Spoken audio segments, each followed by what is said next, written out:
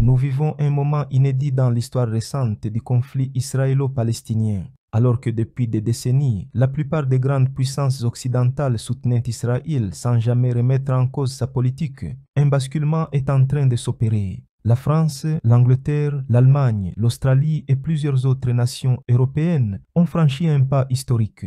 Reconnaître officiellement l'État de Palestine, tout en dénonçant les massacres et le génocide en cours à Gaza. C'est précisément dans ce contexte explosif et porteur d'espoir que le président sud-africain a pris la parole à l'Assemblée générale des Nations unies. Son discours n'est pas une simple déclaration diplomatique, c'est un appel vibrant à la conscience de l'humanité, un cri en faveur de la justice et de la dignité qui vient rappeler que l'occupation, l'oppression et la souffrance du peuple palestinien ne peuvent plus durer. Écoutons ensemble ce discours qui pourrait marquer un véritable tournant dans la lutte pour la reconnaissance de la Palestine.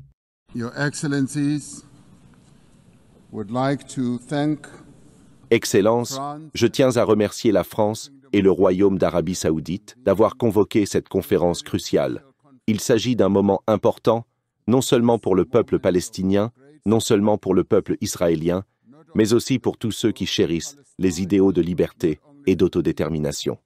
Peu après la création des Nations unies, l'Assemblée générale a adopté la résolution 181 qui recommandait la création de deux États, Israël et la Palestine. Malheureusement, après l'adoption de cette résolution, un seul État a été créé, l'État d'Israël, plongeant les Palestiniens dans un désert d'apatridie marqué par des décennies d'occupation et désormais par un génocide. Je tiens à féliciter le président français Emmanuel Macron pour avoir annoncé aujourd'hui une décision très audacieuse en faveur de la création et de la reconnaissance tant attendue de l'État souverain de Palestine. Monsieur le Président Macron, je suis ici pour vous féliciter et féliciter tous ceux qui ont pris cette décision. L'Afrique du Sud réitère son ferme engagement en faveur de la création d'un État palestinien vivant pacifiquement côte à côte avec l'État d'Israël le long des frontières de 1967, avec Jérusalem-Est pour capitale. L'Afrique du Sud a condamné les attentats du 7 octobre perpétrés par le Hamas, qui ont causé la mort de plus de 1200 personnes.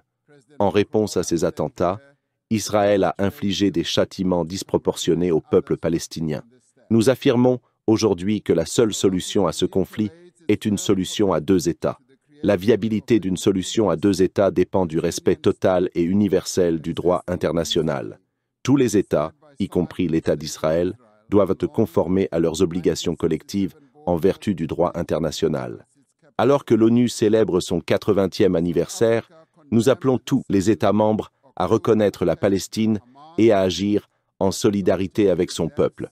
Pour restaurer les perspectives d'une solution à deux États, nous appelons en premier lieu à la reconnaissance mondiale de la Palestine, de sa souveraineté et de son intégrité territoriale.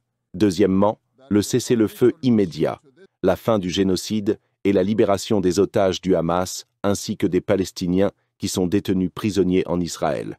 Troisièmement, le plein respect du droit international, y compris le respect des résolutions et avis des Nations unies, ainsi que des décisions de la Cour internationale de justice. Quatrièmement, la levée des obstacles à la solution à deux États, notamment l'arrêt des colonies illégales et la démolition du mur de séparation. Enfin, le rétablissement de l'aide humanitaire et la reconstruction de Gaza. Ce conflit dure depuis presque aussi longtemps que l'ONU existe. Et nous, en tant que communauté internationale, affirmons qu'il doit cesser maintenant et que nous, communauté internationale, devons agir maintenant à la conformité. Nous devons œuvrer ensemble pour parvenir à une solution juste, pacifique et durable. Je tiens encore une fois à saluer le soutien manifeste de 142 nations à la création de l'État de Palestine tant attendu. Merci. En effet, le discours du président sud-africain à l'ONU résonne comme un appel à la justice et à la dignité. Alors que la communauté internationale célèbre 80 ans des Nations unies, il rappelle une vérité simple. Sans un État palestinien libre et souverain, il ne peut y avoir de paix durable. L'histoire retiendra-t-elle ce moment comme un tournant décisif ou comme une occasion manquée de plus? Une chose est sûre, la voix des peuples qui défendent la liberté et la justice ne pourra jamais être réduite au silence. Je serai ravi de lire vos points de vue dans les commentaires. Merci beaucoup pour votre temps.